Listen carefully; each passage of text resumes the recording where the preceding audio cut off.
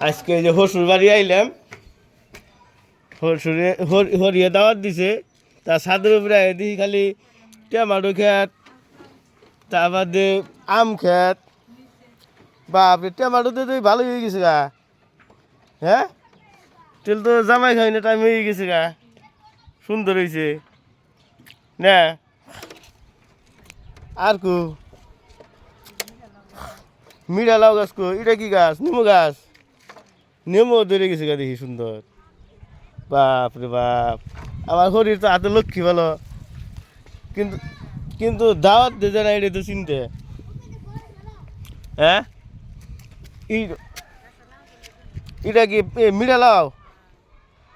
মিঠা লাউ তো সুন্দর হয়ে গেছে গা। বাগান কনে তাই নাকি? আজকে তো মিঠা লাউয়ের পাতা কিনে আনছি আমরা।